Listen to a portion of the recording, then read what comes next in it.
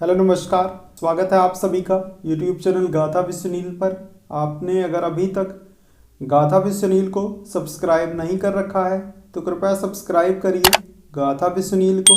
इस वीडियो में हम बात करेंगे कि कैसी थी अर्जुन की स्वर्गलोक यात्रा और स्वर्ग में अर्जुन कितने वर्षों तक रहे। तो कृपया वीडियो में अंत तक बने रहें।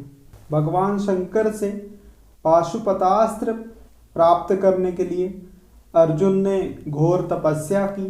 उनकी तपस्या से प्रसन्न होकर भगवान शिव ने उनकी परीक्षा ली और इसके बाद अर्जुन की युद्ध कला से प्रसन्न होकर भगवान शिव ने उन्हें अपना प्रिय अस्त्र पाशुपतास्त्र दिया। इसके बाद स्वर्ग से इंद्रदेव प्रकट हुए और उन्होंने अर्जुन को स्वर्गलोक आने का निमंत्रण दिया और अंतर्ध्यान हो गए। इसके बाद इंद्र का सारथी मातली एक मायामय रथ लेकर अर्जुन के पास आया। उस दिव्य रथ में दिव्य घोड़े जुते हुए थे और मातली ने अर्जुन से कहा कि देवराज इंद्र की आज्ञा से मैं आपको सदेह स्वर्ग ले जाने आया हूँ। यह सुनकर अर्जुन ने पर्वतराज हिमालय की प्रदक्षिणा की और उनकी आज्ञा लेकर उस श्रेष्ठ रथ में सवार हुए। तब मातली ने उन मन और वायु के समान वेग वाले घोड़ों को हाँका।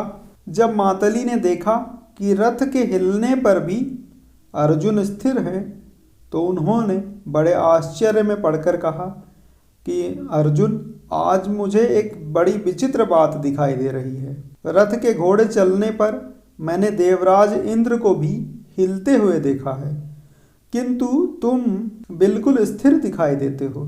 तुम्हारी यह बात तो मुझे इंद्र से भी बढ़कर जान पड़ती है। इसके बाद मातली रथ को आकाश में ऊंचा ले गया और अर्जुन को देवताओं के भवन और विमान को दिखाने लगा। मातली ने देवताओं के नंदन आदि वन उपवन दिखाए। उससे आगे इंद्र की अमरावती पुरी दिखाई दी। उसमें सूर्य का ताप नहीं होता था, ना ही शीत। वहाँ ना तो सूर्य की गर्मी होती थी और ना ही ठंडी। वहाँ पर वृद्धावस्था का कष्ट भी नहीं था और ना ही कहीं कोई शोक, ना ही कोई दीनता और ना ही कोई दुर्बलता दिखाई देती थी। वहाँ बहुत से निवासी विमानों में बैठकर आकाश में विचरण कर रहे थे। इस प्रकार देखता देखता अर्जुन आगे बढ़ा तो उनको वसु, रुद्र, साध्य, पवन, आदित्य और अश्वनी कुमारों के दर्शन हुए।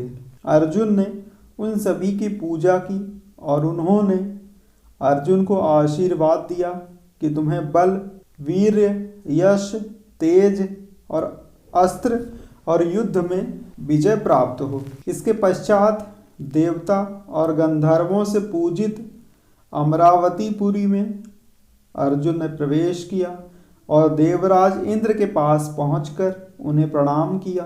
तब देवराज इंद्र ने अर्जुन को बैठने के लिए अपना आधा सिंहासन दिया। अर्जुन वहाँ अस्त्र विद्या सीखते हुए देवताओं और गंधर्वों के साथ रहने लगे। रहते रहते विश्वावसु के पुत्र चित्रसेन गंधर्व से उनकी मित्रता हो गई। उन्होंने अर्जुन को गांधर्व शास्त्र की भी शिक्षा दी। इंद्र भवन में रहकर अर्जुन ने तरह तरह के गान और वाद्य यंत्र भी सुने तथा अप्सराओं को नृत्य करते हुए भी देखा। किंतु इन सभी बातों को त्याग कर, इन सभी बातों को मिथ्या समझकर अर्जुन ने अस्त्र विद्या में ही अपना ध्यान लगाया।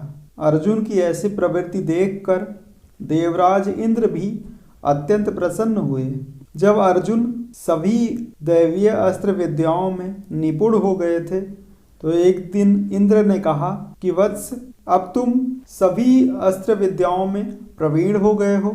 तुम्हें तो देवता भी परास्त नहीं कर सकते। तुम युद्ध में अतुलित, अजेय और अनुपम होगे।